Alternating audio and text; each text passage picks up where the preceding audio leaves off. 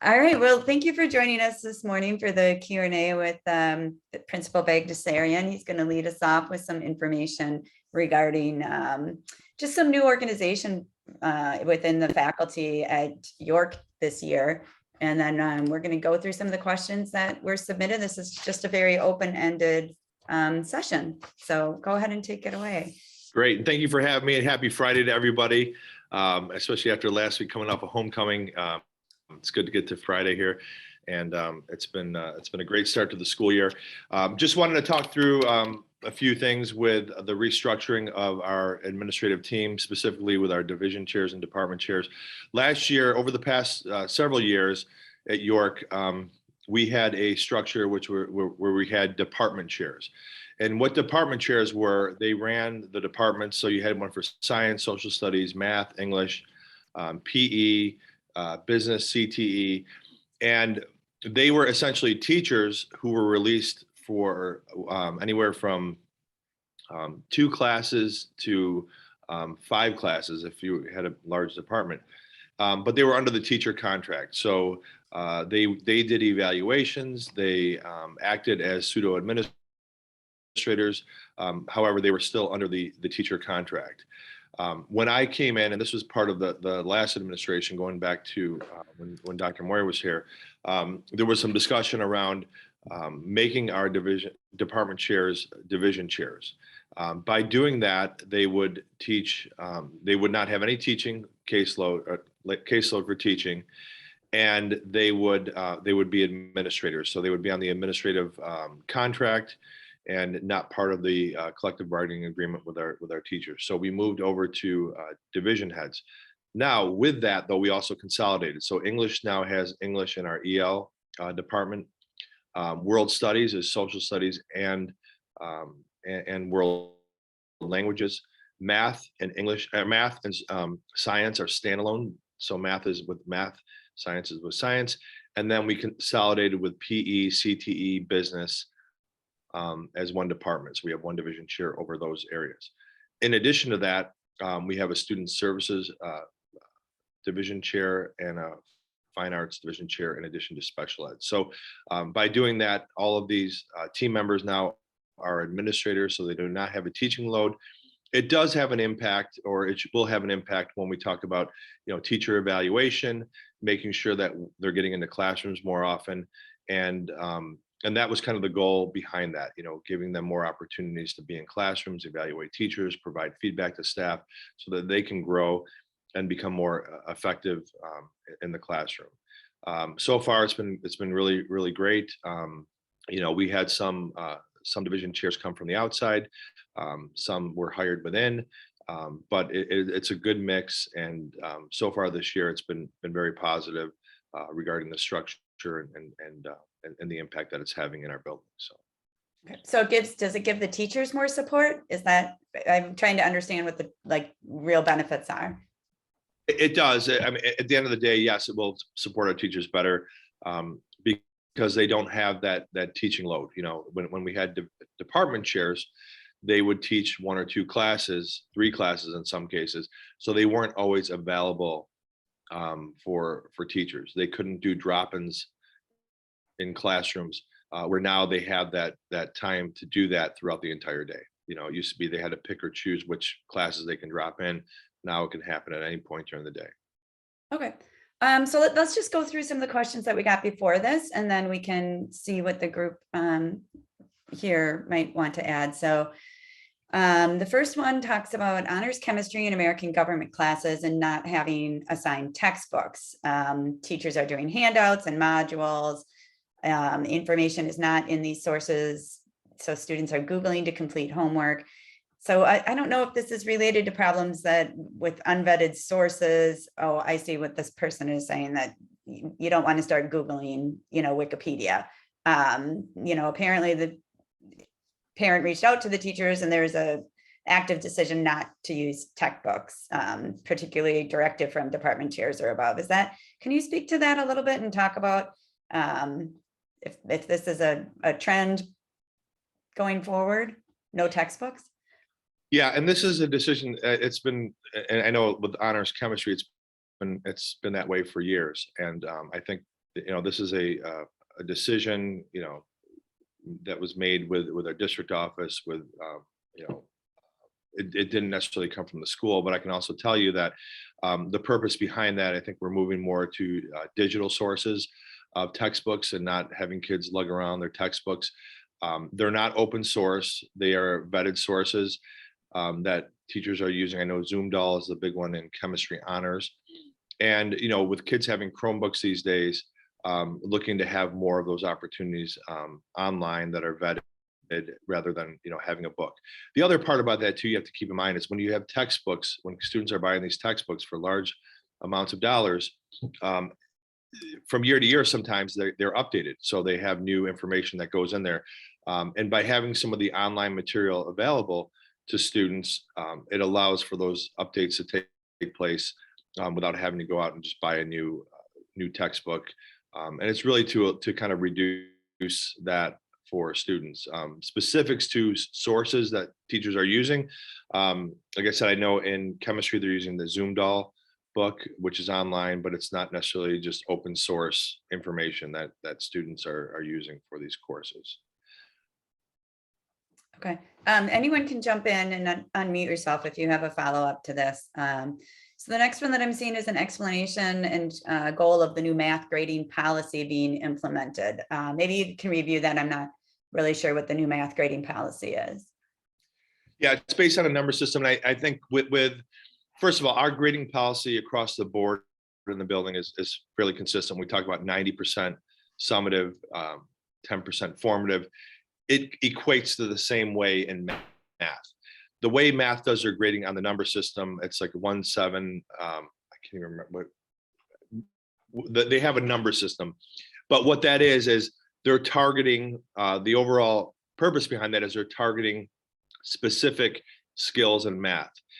They're looking for mastery. They're trying to get students up to mastery, and by doing that, they're taking that, they're peeling that back a little bit and taking it by each particular skill and giving them that grade.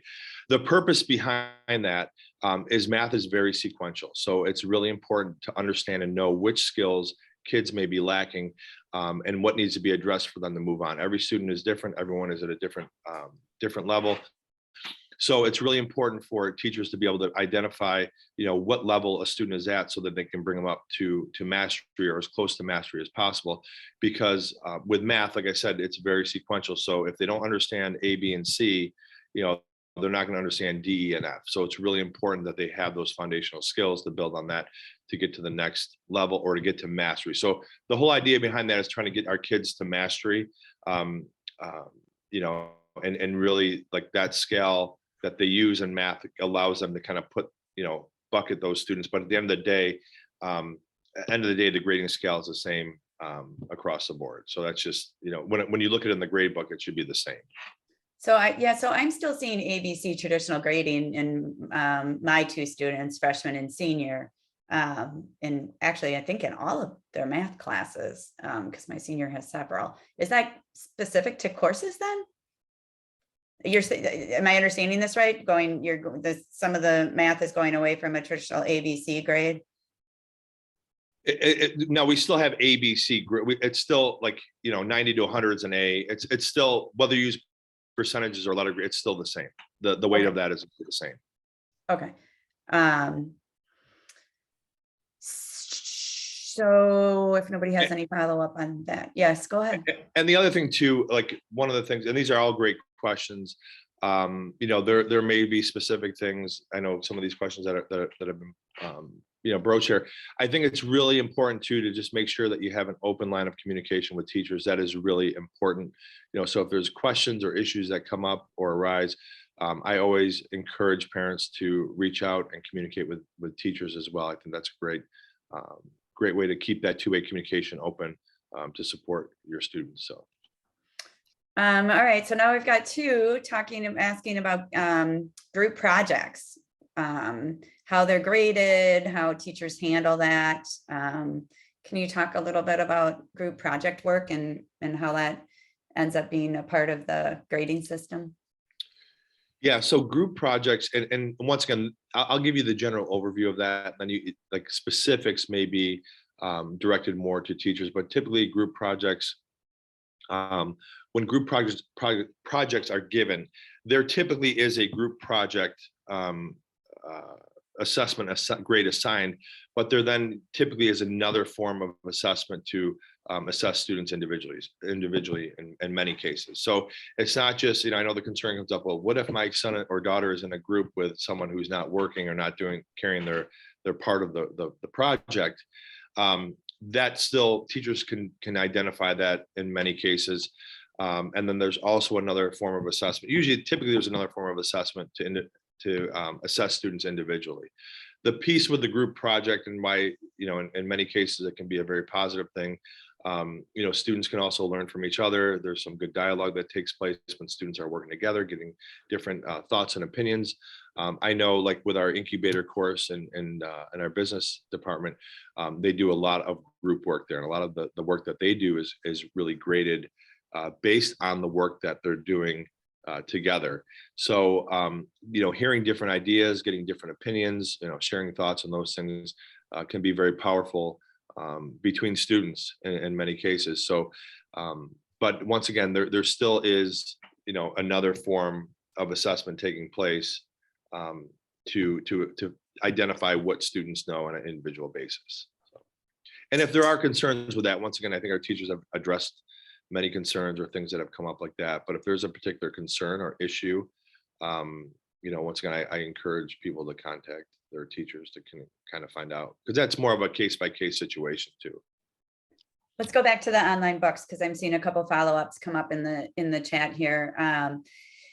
So clearly there are some kids that do better, test takers on paper, and there are studies that show that kids retain learning better with physical notes. I know oftentimes that's one of the things that comes home in my house is, the suggestion from teachers to make flashcards and make them yourself and write them down, and it reinforces what you're studying to literally write it down. So with that in mind, are the classes today, most of the classes only offering online things? And is there a way for, if a parent or a student feels that they would be more successful with printed paper approach, is that an option at York? Yes, I think there are many cases where, even when they are using those digital sources where they do give handouts to students. And I think if there's a particular situation where, a student, would prefer a paper copy of something, there are ways that we can get access for students to have paper copies of text or whatever they're reading. It's also important, and I, Renee, you made a good point there. Like, kids usually learn better when they're writing.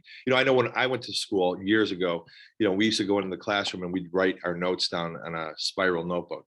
The notes would be on the board and we'd write the notes down, and we'd go home and we'd memorize it, and you'd write the vocabulary words and you'd memorize those words. The way education now is shifting for our students, it's much more rigorous now than it was. I can speak to when I was in school. Nowadays, we're focusing more on skill. So it's not just memorizing the information and learning the information, is what are we doing with that information? How are we applying that information? For example, in a chemistry course, it's not necessarily about memorizing the different chemicals and when they're mixed together, this is what happens. It's allowing our students to actually work in labs and actually do the work. They're actually doing science. They're making, educated, they're doing hypothesis. They're making guess, what's going to happen here, and they're problem solving. Those skills are going to serve our kids way better than just memorizing about. They're still doing the other piece. We're using the content in many cases to teach the skill. So it's not just memorizing. That's how it was when I was in school. You remember you took the test and you had to match the word up with the definition, draw the line to the definition.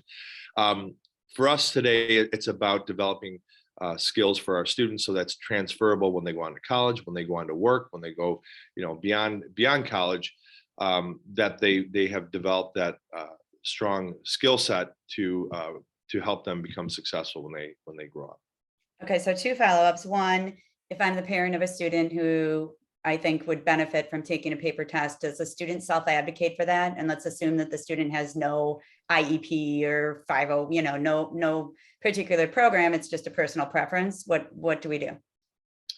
That would be something that the student can advocate for if they can talk to their counselor, if that's another approach, or a parent can have that communication with a teacher if that's the preference when taking a test, if it's available. And typically they are. It's not just one in, either online or paper. If it's online, typically there's an option for a paper assessment too, if that's Okay.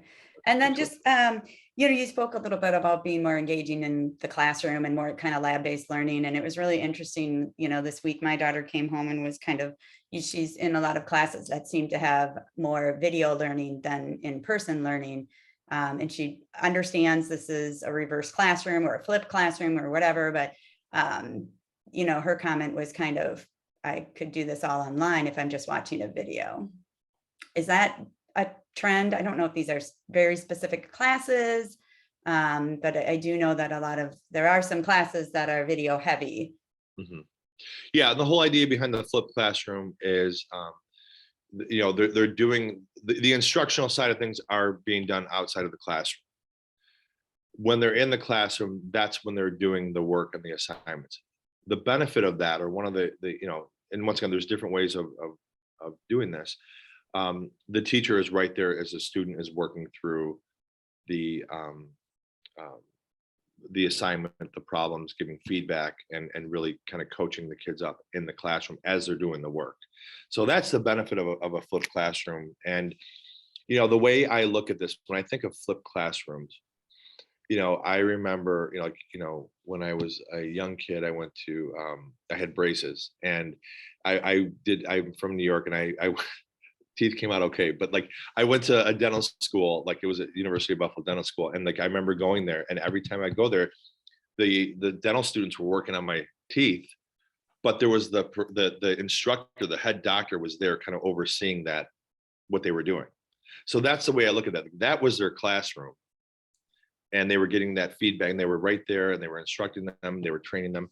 So that's kind of the idea behind the flipped classroom. And once again, there's different modes of instruction that we provide students, and that's just one of those types of ways we deliver instruction. But what it does, it allows really the students are watching the instructional side of things on their time, and when they're in their classroom, the teacher is working directly with students, and they're actually doing the work. So yeah, I think it's an interesting discussion, and I know that's the way that the education system is going, but I also think it's interesting just to hear my kids kind of say sometimes they would prefer a teacher to explain it and not watch the video, whether that's a reverse classroom thing or not. It's less about having the outside work and more the format that it's coming at. And this is certainly a tech heavy generation. So I don't know. I guess I think it's great if there's value to a traditional classroom still, right? It's great if there's someone speaking to them and explaining it to them, and they see the value of that more than watching instructional classroom. Right. And there still could be some value to that instructional side of things, because if I go home and watch that video and there were 3 or 4 things I didn't really fully understand, or, I didn't grasp or understand, the benefit of the flipped classroom is you can go back and watch that again. And if you have questions when you come in the next day, if there's a time for teachers to say, okay, everyone watched, lesson 1 from unit 3 or unit 3, lesson 1. Are there any questions or anything that needs to be clarified? We'll take 10 minutes to do that, and then we'll move on to the activity or whatever they're going to do for the class. So I think it's how it's structured as well, I think can be beneficial to students. And like I said, students who maybe have, IEPs or 504 plans, sometimes with a flipped classroom, they can go back and rewatch or watch the material again, or watch the instruction again, so that they can maybe understand it a little bit better. Yeah. Okay, I'm not seeing any new messages, so I'm going to go back to our list, which kind of addresses, I feel like these 2 questions go hand in hand. It seems that many freshman students are struggling with the rigor of high school classes, especially honors and AP. Last year, there was little to no homework given to 8th grade students, thus not preparing them responsibly. That comes, with that level of classes at York. What's York doing differently? Does York partner with 8th grade teachers at all to, maybe second semester of 8th grade to help prepare them for high school? I know there's some great summer options, but what does that look like? We do, and that really is a focus is for us is to make sure that we're working hand in hand with our middle schools, all three of our middle schools. And, obviously with the pandemic and going through some of those things, challenges, we haven't done as much of that as we would have liked to have done. But our division chairs, I know last year, we're working, especially in math and English, we're working closely with teachers in the middle schools. This year, we have an executive director for secondary ed, and that is Carrie Leischel from the district office. So she's doing a lot of the, she's kind of the conduit now between the three middle schools and the high school, in addition to our division chairs and myself. But I know that has been a concern coming through, and I have two students here at York High School as well, so of my own. So I do understand and know that has been a challenge. But once again, when they get to us, we have to move them forward. We have to address their needs and individualize their learning opportunities as much as we can. We are very fortunate at York to have a number of supports for our students outside of the classroom. Many of these things that happen, whether it's we see a lot of it in math sometimes, or, English course, we have places where our students can go throughout the day, before school, after school, during the day. We have a number of supports for students. We have a Saturday academy that we offer students as well. So we do those things, and some of those things came through. We built those during COVID because we noticed that kids were falling a little behind. So we created this Saturday school for our students. We created a winter academy for students. All of those resources and supports can be found on our website. And if you go to our website, you go to the bottom there should be a link to student supports, and you can find all those things. When does Saturday school kick in? I don't think that's kicked in yet, correct? It's all based typically on students who are enrolled in that. So it's available, but students have to sign up for it. It's not, we don't just open it and say, come, whoever can come. It's a very targeted support. So students should be signing up for that. And the whole idea behind that is, if we just left it open and anyone can show up there, and I'm a student who needs support in math and I have an English teacher there, that doesn't help the student out. So that's why when students sign up, we want to try to find very targeted support. So if a student is needing support in math, we have a math teacher there, or science, we have a science teacher there. Are there any supports, or would you ever consider kind of better note taking, or how to digest information down in one of those Saturday school sessions?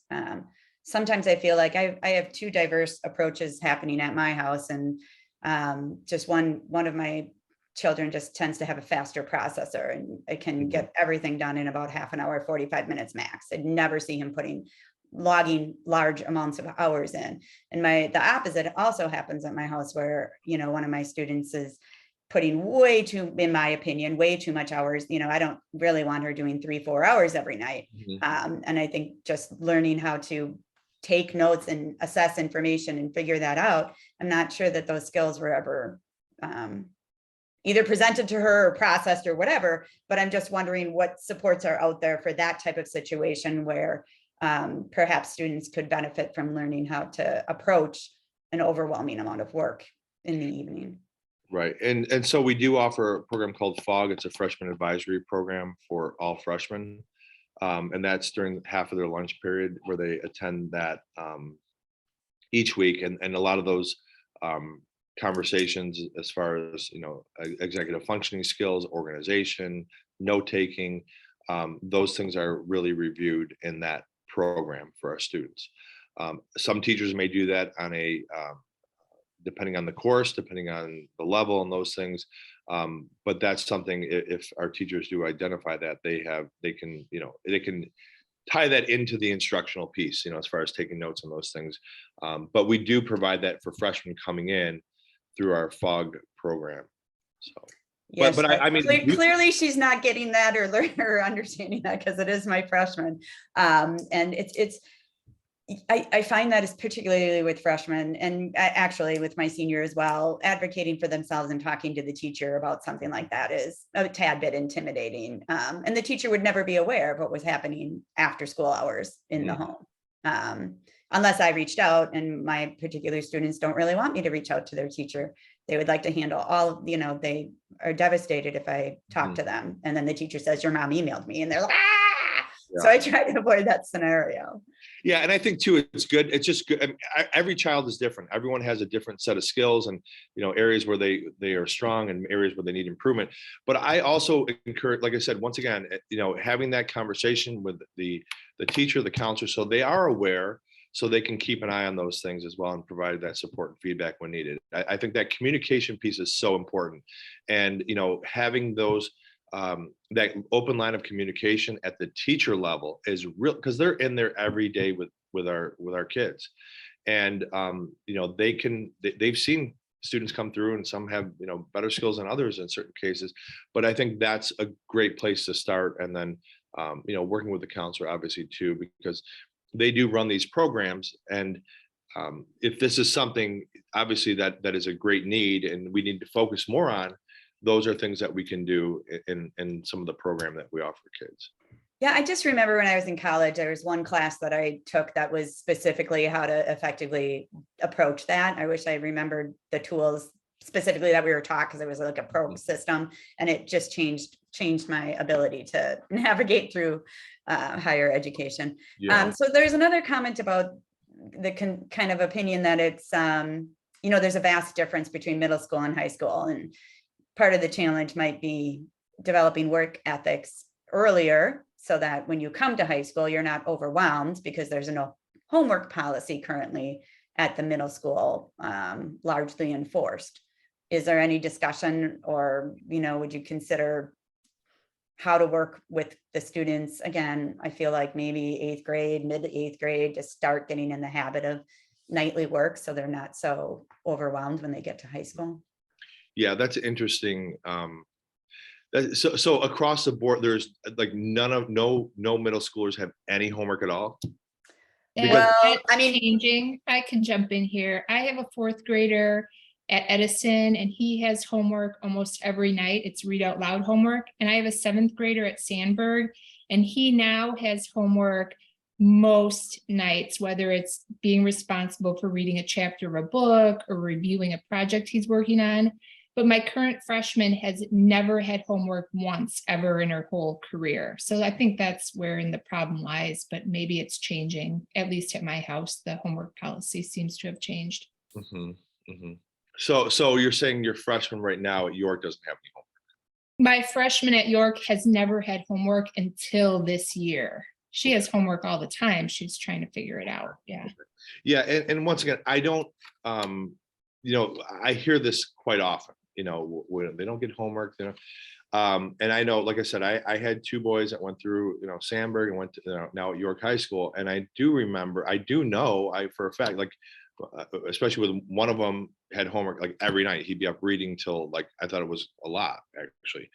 The other one, didn't have as much, but like, I think part of it is, and once again, I don't know if some of it's the policy, but some of it may be that some students maybe finish it. I see kids, working on homework here in the cafeteria, or doing things, if they have a study hall, and then they get it done before they come home, so they don't have homework. And at the end of the day, I understand the whole homework piece, and I think that it has value, and it's important.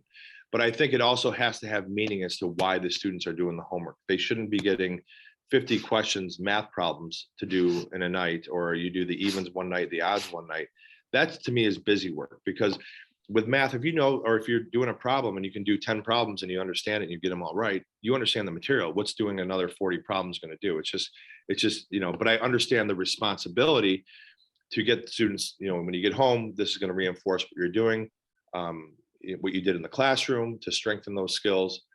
So when you come back, the teacher can provide feedback. So there is value to that. It's just making sure that the value is, the kids understand that value to homework. And I will give you another example, because here we do, homework is part of the grade. It can go up to 10% of the grade, but when we talk about value, I know a student who wasn't doing so well in a class, and then all of a sudden when they ask, why aren't you doing well? Well, I haven't been doing the homework. It was a math course. Well, you haven't been getting feedback. So once that student started doing the homework, the grade went up because there is a connection between, doing the work and the final assessment. So they have to understand and see the connection there. And once again, students should have a balanced amount of homework each night. It shouldn't, they shouldn't be doing 10 hours of homework every night, but they should have some sort of homework or reinforcement in many cases. So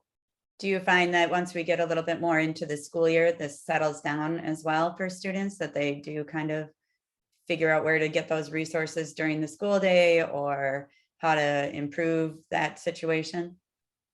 regarding the homework piece or Yeah. for freshmen? Yeah, I think, like I said, it will settle down a little bit. I think the other key piece, like I said, the fog piece is really important. And we just, we're in the 6th week of the school year. So as that continues, kids will be, continue to reinforce. They'll feel more comfortable as a transition into school. And then be able to identify and know where to find resources. But once again, our teachers all know these resources, our counselors, student services staff, just ask if there's something going on. And once again, keeping those lines of communication open, especially freshman year. And I think when you look at our freshmen on track, it's been very good over the past couple of years, even going through the pandemic, because the focus has really been on making sure that our kids are learning, making sure they have a strong foundation. When they do well as freshmen, they're going to have greater success in high school and beyond. And that's really important that our freshmen, we focus, one of our goals is making sure that our freshmen are on track. Okay. And that's where we have some of those relearning opportunities, making sure that our students are actually learning the material, because that is the most powerful thing for a student over a grade, is making sure they understand the material so that they have that success in future years. So a number of the policies and those things that we have in place, they're in place to benefit our students, to make sure that they're prepared for life after York. Okay, the last pre-submitted question, I'm just going to read it here. It's the recent Illinois report card data shows 30%, 37% of D205 8th graders are reading at grade level and 44% are grade level in math. With more than half the kids entering York unprepared academically to be there, what is your plan as principal to urgently address this academic learning problem? What specifically is your plan and goals for immediate improvement? So I think those stats are just not super impressive for a district that we all feel should be a little bit more high performing. Mm-hmm. Yeah, and I think too, and I'm just going to share this. You look at, kind of the impact of the pandemic and COVID and those things, how it has impacted students academically. However, when you compare, okay, you're right, the numbers don't look great, but if we dive a little bit deeper and we compare, I just did a comparison based on school report cards prior to COVID and after COVID. And I had a number of high schools in the area that are similar to York, demographics and those things. And when you look at that data on the surface, yes, we kind of went backwards in some sense, in a sense, but compared to other schools, I think we still did better than some schools when you look at the overall growth when going through the pandemic. Okay, so the numbers may look worse before the pandemic, but if you look at how we compared to the other schools and the growth that we made, it was still higher, given the challenges that we had.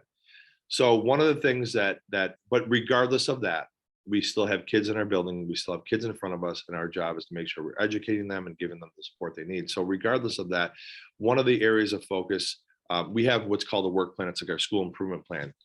And one of the biggest pieces on that right now is identifying students by name and need. All right. So when students are struggling, we're catching them early on.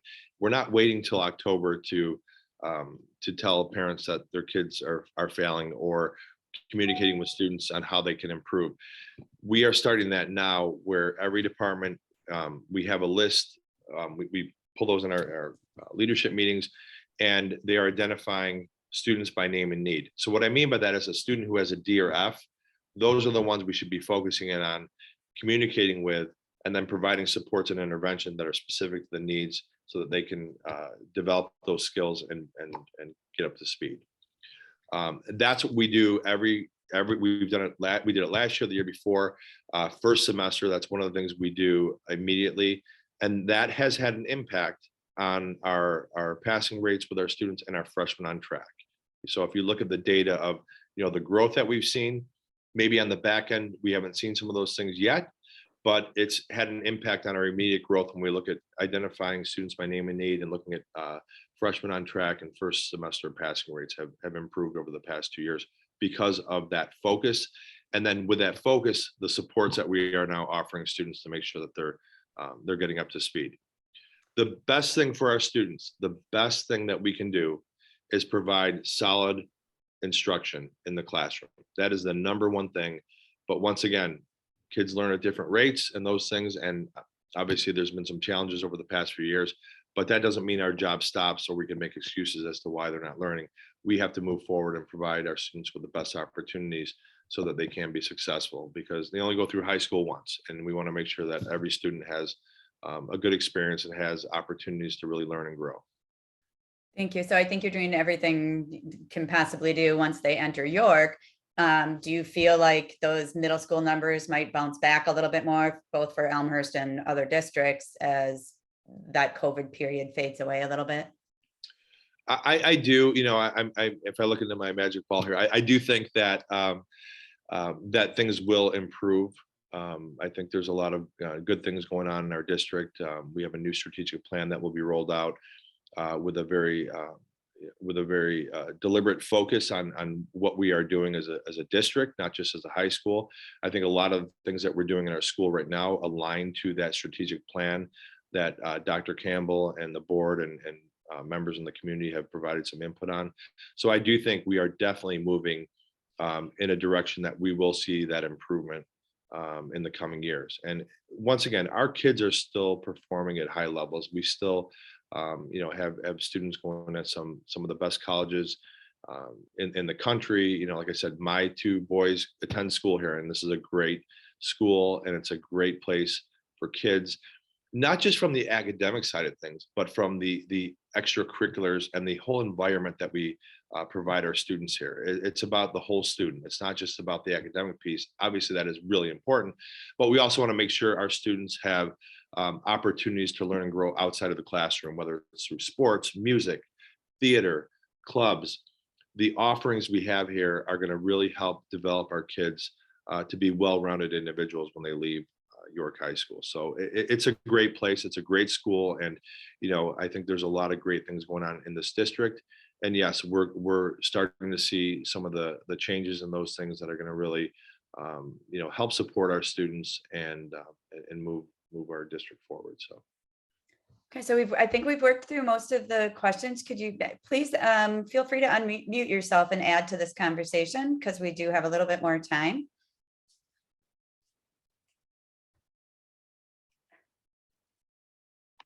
Julie's asking how we find out about club options to discuss with our students. I know clubs are something that we try to get. It's a great way to get involved with York. Do you have any? I know the students are all aware of them. I know they're on the announcements. I know they exist, but from a parent perspective, how can we encourage them to take that leap and actually join a club? So those are, I have to look at where it is on the website. They listed on the website. Also, if there's a particular question, our assistant principal for activities and operations is Drew McGuire. I encourage, or work through the counselor, work through Mr. McGuire to find out what clubs are offered. Obviously, they put on the announcements. They have things all over the building. They have postings all over the building. One of the things I do as well is I go, and I just finished this up 2 weeks ago. I do go into every freshman English class. I mean, we meet with our students at the very beginning of the year. We had an assembly with our students at the beginning of the year, a freshman class, and then I go into every freshman English class and talk to the students on a smaller scale. And one of the things I do in there is I share with them the importance of just getting involved with extracurriculars. The freshman year, goes by extremely fast, and it's really important that they find those opportunities, because it does help develop our kids and allows them to build up friendships and just gives them a great experience. And it's an extension of the school day. So I do pop in there and I do share with them that information and give them the information that they need. But if there are specific questions that can be, sent to Drew McGuire on our website. I've got to look at where it is exactly, but Yeah, it's on there. It's not hard to find. I Yeah. think one thing about clubs is not all of them are super committal. Some of them are pretty non-committal. And I think sometimes students feel like, oh, do I have time for this? And you can pick and choose which ones are more commitment and which aren't. right. Yeah, and my question was more, how do we know when they're meeting to say, hey, did you go to chess club on Tuesday? That kind of thing, because I did see the list in the staff list, so I know who's leading which club, but I know they get this in the announcements. They know when they're meeting, but parents, we don't. Right. Yeah, I mean, that's something, either asking your student or emailing the club sponsor and just saying, what days do you meet? I mean, usually, sometimes I'll give them like a handout or something that kind of gives them an outline of the club at the beginning of the year. And that kind of shows where they're meeting, the times they're meeting, what days. But those things can be, like I said, you can email if you're, there's a particular club, that your son or daughter is involved with, you can email the club sponsor, they can give you that information. Yeah, some of the clubs actually have it on their website page. Yeah. I was just going to say that too, like that should be posted on the website. So I know we just went through this whole revamp last year when we went digital where, there was with clubs and activities, we kind of, had that information readily available on our website. Yeah. And there seems to be some, questions regarding parent-teacher conferences. And I know I can't even remember last year if they were only in person or Zoom or options. When will that information be filtered out? So we will be sharing that information out in the next few weeks. Just so you're aware, we have 2 days of conferences. The first day is Thursday, October, but it's a Thursday, and it's in the evening. And those conferences in the evening will be in person, and then Friday will be during the day, and those will be Zoom. So we have a hybrid mix of Zoom and in person. So give parents that opportunity. I know many people work on Fridays during the day, so it just gives them an opportunity to do that on Zoom. And Great. Anyone else? Hi, yes, I do have a question. Thanks so much for taking the time today and answering all the questions. My question is with respect to the academic performance we were just addressing a few minutes ago. And I know it's kind of, I appreciate wholeheartedly that we're looking at individual students and where they may be lacking and where we need support. And that's really wonderful because they all learn differently and at different rates and they're all different. But I have to wonder, because it has been a trend before COVID and then through COVID that the scores have been declining. And so I have to wonder if it's really not an issue with students overall, because so many of them are struggling in so many areas or not at grade level. So I'm wondering if there's any discussion that maybe the issue is really in relation to curriculum or teaching methods or how we're approaching certain subjects and not that the kids need individual support. right. And that's a great question. And I think, you make some good points there, but and I'm going to get to that. But part of that is we have to look at not just York High School. We have to look across the board at all high schools in the area that are similar to us in demographics. So that's where, we've seen some of those trends in other schools. Same thing, we've gone from at the high school from, ACT, we went to SAT, but you bring up a good point because I do feel, and this is something we've started working on over the past, last year, we really need to infuse more of those SAT type questioning. When we talk about test scores, right? At the high school, it's about the SAT, so making sure that we're infusing some of those SAT type questions in our math courses, in our English courses, not when they're juniors, but when they're freshmen, when they come in here. So preparing them to answer those types of questions as they work up through to take the test when they're juniors. So one of the things we're trying to do is infuse some of those things more in the curriculum and not just have it be a standalone where you have to go to an SAT course, prep course to improve your SAT scores. Those things should be embedded, and we've already started that process. They should be embedded in the curriculum as our students are going through freshman, sophomore, junior year. So they're building on those skills each year. The end result is everybody gets that opportunity, and now we see a growth in our test results. So that's one way we're trying to address some of those numbers, just to show improvement and growth. I mean, we're never going to be satisfied, no matter where we are or how well we're doing. We always want to show growth and improvement. So Thank you. thank you. Another thing too, Maria, I just want to bring up, one of the things that we put in place, this came about last spring, is having a curriculum review process every 2 years. So having a cycle where we're looking at departments and looking at the curriculum, making sure we're keeping up to date on what we're teaching, how we're teaching it, making sure that we have student-centered classrooms where students are able to demonstrate their knowledge, and once again apply skills so that it's useful and meaningful for them as well. Thank you. You're welcome. Any other questions out there? Okay. Thank you guys for joining us and being a part of the session today. And yeah, there's been a lot going on so far in the school year, and we're just starting, right? That's right. And I just want to say thank you for everyone, and thank you for the questions. And once again, if there's anything that you have a question about or anything that you need, feel free to reach out to any one of us here at the high school, teachers, counselors. You can reach out to me as well. I get plenty of emails, but we will be very responsive to any concerns or things that we can help you with. So Thank you. Happy Friday. thank you.